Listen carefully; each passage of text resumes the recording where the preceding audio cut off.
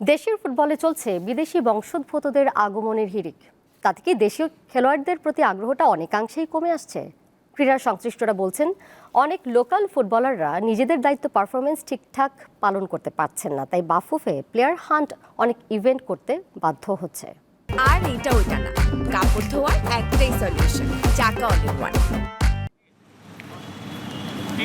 লাল সবুজের জার্সি গায়ে হামজা চৌধুরীর যাত্রা শুরু হওয়ার পর থেকেই দেশের ফুটবলে বইছে নবজোয়ার। একে একে বাংলাদেশের জার্সি গায়ে লাল সবুজের প্রতিনিধিত্ব করার সুযোগ পেতে চাইছে বিদেশি বংশোদ্ভূত খেলোয়াড়রা।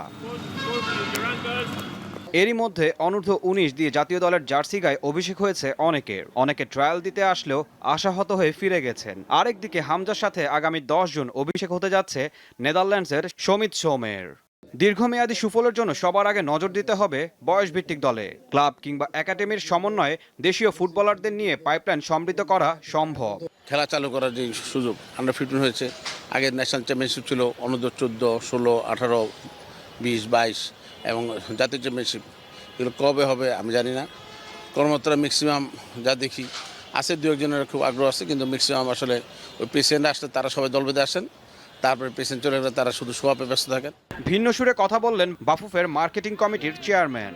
আমাদের তরফ থেকে স্কাউটিংয়ে আমরা যাবে, স্কাউটিংয়ে সেখান থেকে প্লেয়ার নিয়ে আসবে এবং আপনি জেনে খুশি হবেন যে সরকার ইন পার্টিকুলার প্রধান উপদেষ্টা দপ্তর এবং আমাদের মাননীয় ক্রীড়া উপদেষ্টা দপ্তর এবং তাদের ব্যক্তিগত উদ্যোগে ইন্টার ডিস্ট্রিক্ট লিগটা ইনশাল্লাহ এবছর থেকে হবে।